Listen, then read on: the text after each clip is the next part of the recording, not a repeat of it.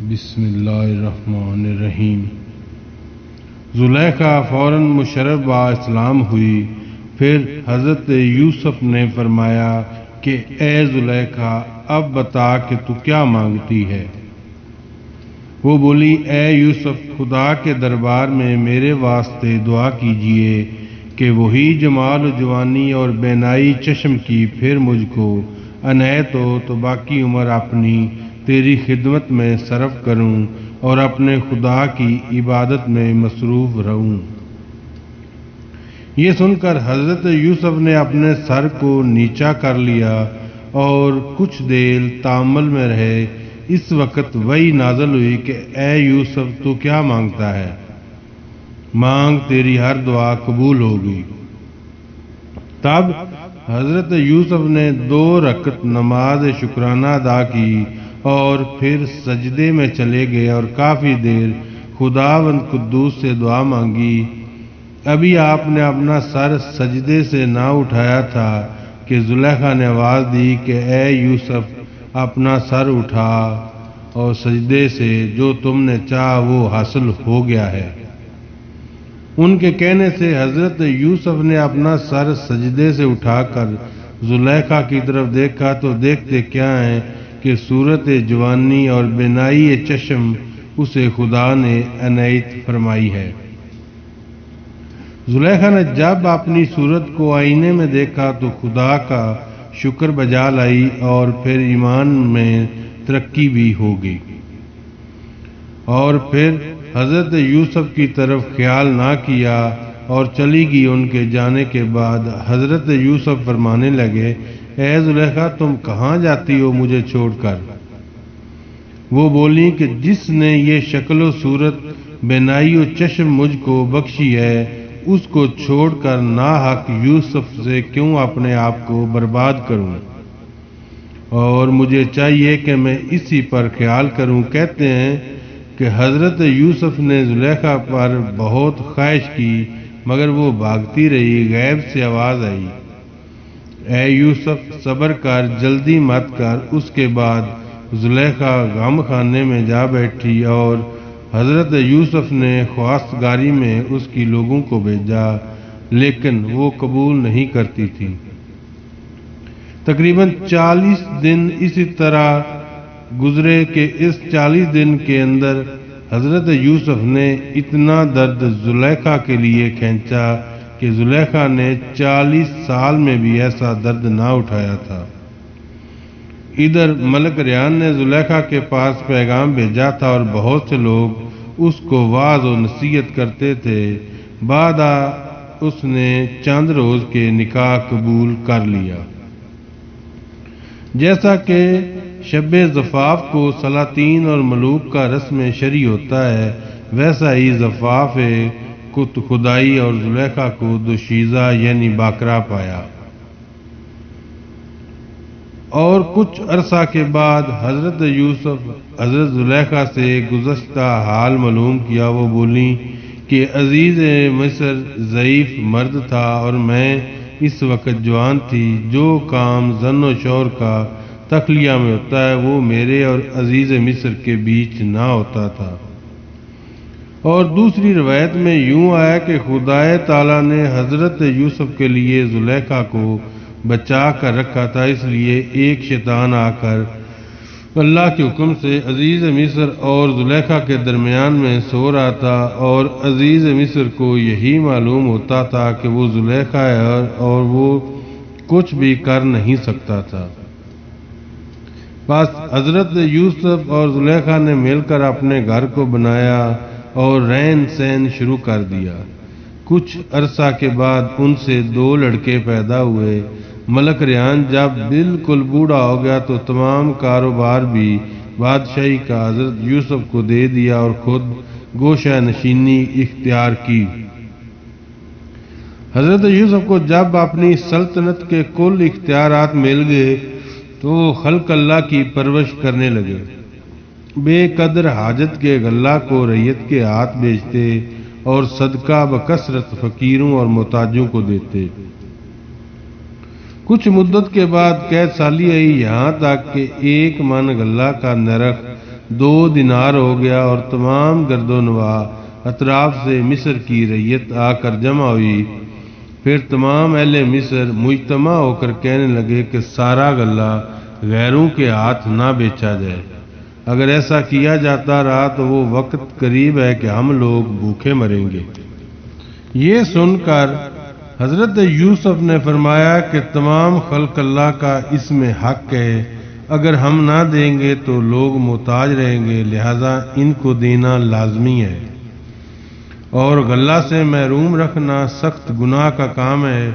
اگر ان لوگوں کے ہاتھ نہ بیچوں گا تو یہ لوگ بھوکے مر جائیں گے۔ تب بے قدر حاجت کے بیچتے رہے، یہاں تک کہ سارے ملک میں کسی کے ہاتھ میں پیسہ و درہم دینار نہ رہا، اور سب کا سب حضرت یوسف کے خزانے میں داخل ہو گیا۔ پھر جب دوسرا سال آیا تو تمام مویشی لوگوں کے بے عوض لوگوں کے حضرت یوسف کے پاس بک گئے، اور چوتھے سال میں تمام کپڑے وغیرہ اور جو کچھ تھا حضرت یوسف کے ہاتھ بیچ کھایا، اور 5ویں سال میں جو کچھ زمینیں تھیں بیچ ڈالیں، اور 6 سال میں لوگوں نے اپنے بیٹے بیٹی کو بے عوض غلے کے ہبہ کر دیا، اور 7ویں سال میں لوگوں نے اپنی ذات کو حضرت یوسف کے پاس اجرت میں دے دیا، اور کوئی آدمی بھی سارے ملک میں ایسا نہ رہا کہ تمام نوکر چاکر خدمتگار لونڈی باندی حضرت یوسف کے نہ ہو گئے ہوں۔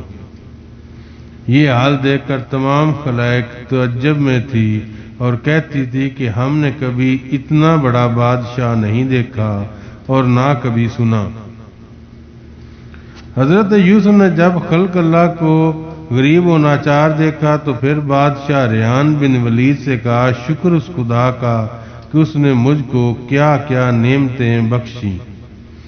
اگر ہر بال کے منہ میں 100 زبانیں بھی ہوں تو شکر نعمت کا اس کا ادا نہ ہو سکے گا۔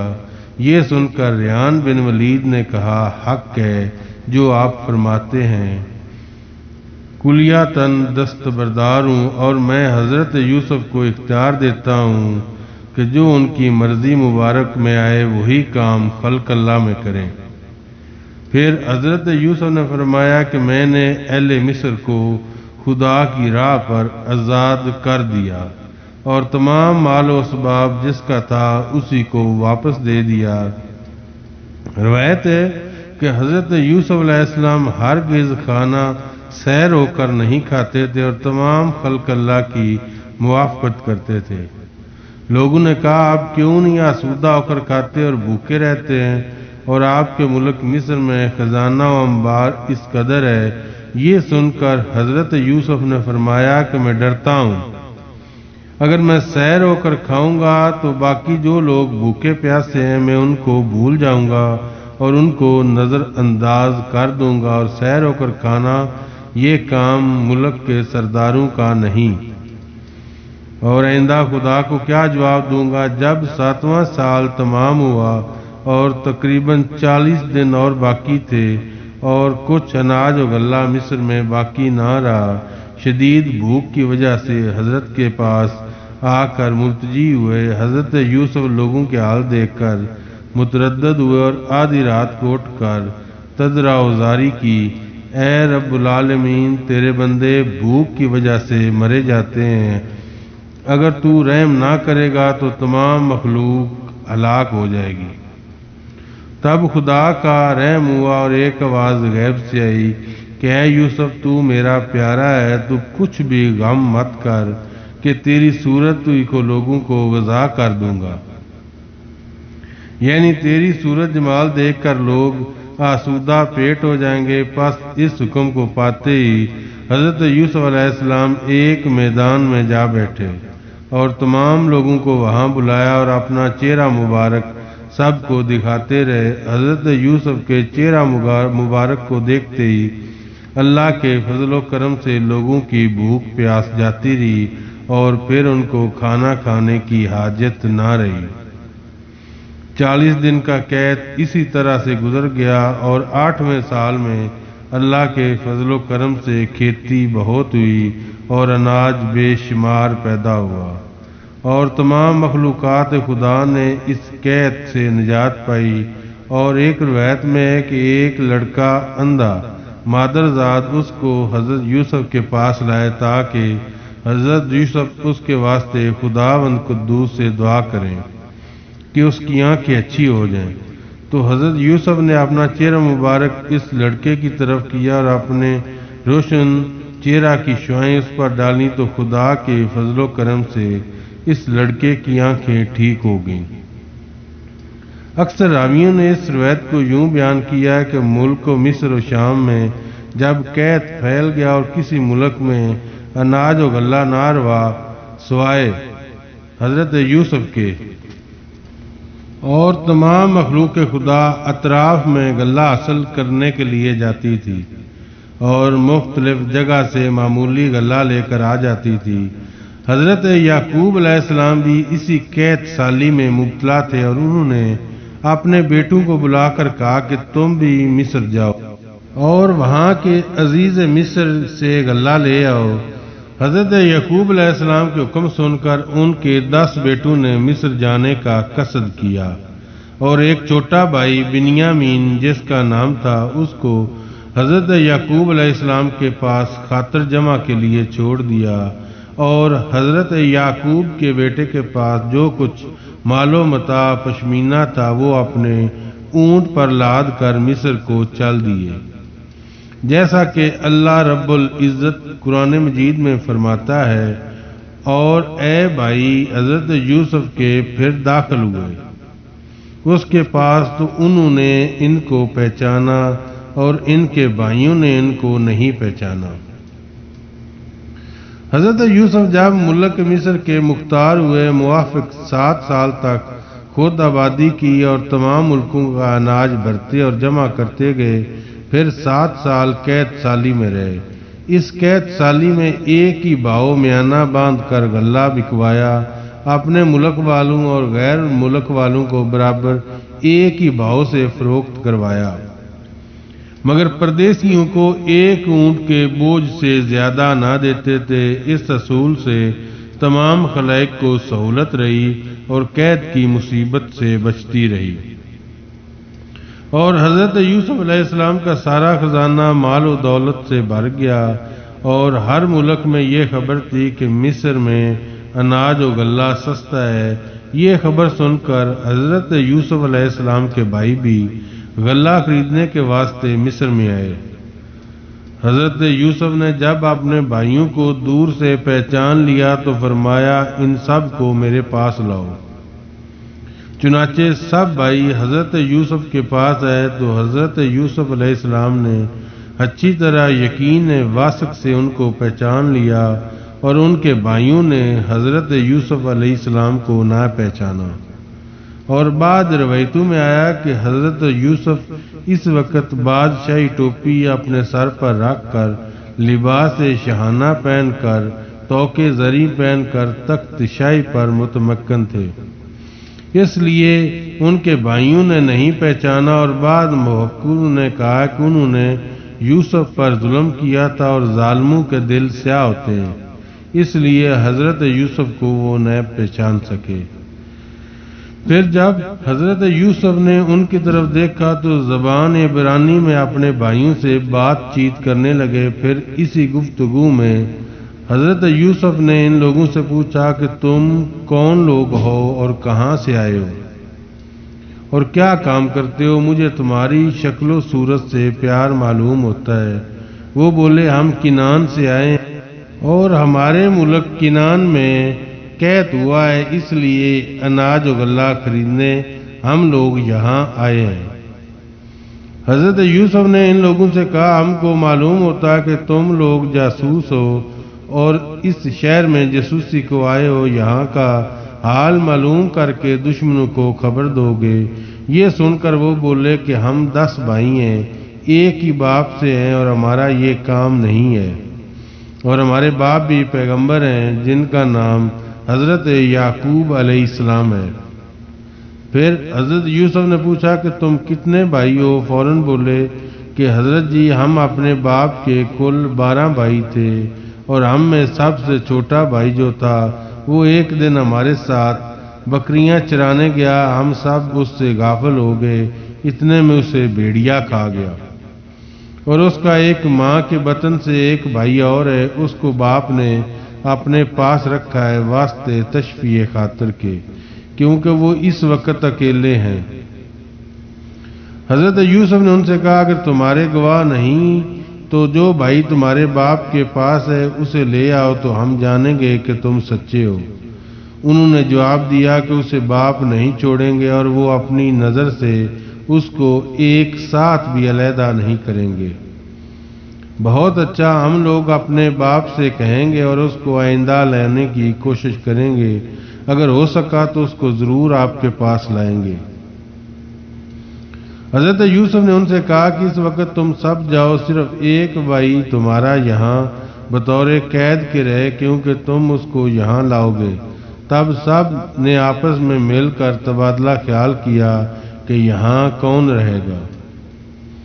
پھر سب کے نام سے قرعہ اندازی کی گئی اور وہ قرعہ شمون کے نام پر نکلا، وہی حضرت یوسف کے پاس بطور قید کے رہا۔ پھر حضرت یوسف علیہ السلام نے فرمایا کہ اناج ایک ایک شتر کا بوجھ دیکھ کر رخصت کرو اور قیمت اناج کی ان کو پھیر دو اور واپس کر دو۔ تب ملازمان بادشاہ نے ویسے ہی کیا۔ پھر ان کو حضرت یوسف علیہ السلام نے فرمایا، اگر تم اپنے چھوٹے بھائی کو اب کی دفعہ لاؤ گے تو اور بھی اناج تم کو ایک ایک شتر کا بوجھ زیادہ دوں گا۔ خبر ہے کہ جو مال حضرت یوسف کے بھائی اپنے ہمراہ لائے تھے اناج و غلہ خریدنے کو، وہ مال بھی حضرت یوسف نے اپنے بھائیوں کو واپس کر دیا۔ وہ اس واسطے کہ معلوم تھا کہ ان کو باپ کے پاس سوائے اتنے مال کے اور کچھ نہیں، اور یہ بھی مسئلہ تھی کہ تاکہ ان کو دوبارہ بھیجیں۔ اور ایک روایت میں ہے کہ مال بھائیوں کو اس لیے پھیر دیا کہ باپ معلوم کریں کہ میرا مال پھر دینا یا کام کسی کا نہیں ہے سوائے یوسف کے، پس شمون کا مقید رہنا کچھ مضحکہ نہیں، یہ سمجھ بوجھ کر اپنے بیٹے کو بھیجیں۔ خبر ہے کہ جب حضرت یوسف نے اپنے بھائیوں کو دیکھا، دل میں چاہا ان کو کچھ سزا دیں۔ اسی وقت جناب باری تعالیٰ سے آواز آئی کہ اے یوسف، اگر اپنے بھائیوں سے تم نے مکافات لیں تو ان میں اور تجھ میں کیا فرق رہے گا، بلکہ عفو کرنا موجب حسنات کا ہے، اور اپنے آپ کو ان سے چھپا اور ان کو مت اپنی پہچان دے، تاکہ وہ تجھ سے شرمندہ ہو کر اپنی حاجات سے محروم نہ جائیں، اور صاحب استطاعت کو یہ لائق نہیں کہ وہ اپنے ڈر سے ان کی ضروریات سے محروم رکھے۔ اے یوسف، ان واقعات کو جانے دو، کیونکہ وہ تیرے در پر محتاج بن کر آئے ہیں، خوش ہو کر ان کو اپنے سے رخصت کرو۔ حضرت یوسف نے بے موجب خطاب الہی کے اپنے بھائیوں سے کچھ مواخذہ نہ کیا اور ان کو اپنے پاس بلا کر پوچھا، تم کہاں سے آئے اور کس جگہ کے رہنے والے ہو؟ وہ بولے کہ ہم کنعان سے آئے ہیں اور حضرت یعقوب علیہ السلام جو پیغمبر ہیں ان کے بیٹے ہیں۔ پھر حضرت یوسف نے ان سے پوچھا، کیا تمہارے باپ ابھی حیات ہیں؟ بولے ہاں ابھی حیات ہیں۔ پھر پوچھا کہ کس شغل میں ہیں؟ وہ بولے کہ سوائے عبادت کے اور کچھ کام نہیں کرتے، ان کو تو اللہ تعالیٰ نے پیغمبری دی ہے۔ شہر کنعان میں وہ بہت ضعیف اور اپنی آنکھوں سے معذور ہیں۔ پھر حضرت یوسف نے ان سے پوچھا کہ ان کی آنکھیں کیوں جاتی رہیں؟ وہ بولے کہ ایک بیٹا ان کا تھا اور وہ اس کو خوب چاہتے تھے اور نام اس کا یوسف تھا۔ وہ نہایت حسین و جمیل تھا، ایک لحظہ نظروں سے جدا نہ کرتے تھے۔ اللہ کی مرضی ہوئی اس کو بھیڑیا کھا گیا، اس لیے اتنا روئے کہ آنکھیں ان کی جاتی رہی۔ پھر حضرت یوسف نے ان سے کہا کہ اتنے بیٹے رکھتے ہو کر ایک کے لیے ایسا حال ہوا؟ وہ بولے ایک اور بھی اس کا سگا بھائی ہے، اس کا نام بنیامین ہے اور اس کی 6 بہنیں موجود ہیں، لیکن یوسف ان میں بہت ہی خوبصورت تھے۔ انہی کے غم میں شب و روز روتے روتے اپنی آنکھیں کھو دیں، اور ایک مکان شہر کے باہر بنا کر نام اس کا بیت الحزن رکھا، اسی مکان میں عبادت کرتے ہیں۔ بیت الحزن مطلب ہے غموں کا گھر، اور وہیں یوسف کی جدائی میں ہر وقت روتے رہتے ہیں۔ پھر حضرت یوسف نے پوچھا کہ شاید وہ ہنر میں تم سے زیادہ تھا؟ وہ بولے نہیں، البتہ وہ اپنے حسن اور خوبصورتی میں زیادہ تھا، دانائی اور عقل مندی میں بھی ہم سب سے تیز تھا، الغرض اس کی صفتیں بیان سے بہر ہیں۔ یہ سن کر حضرت یوسف نے اپنے دل میں سوچا کہ ان کو اس وقت معاف کیا جائے۔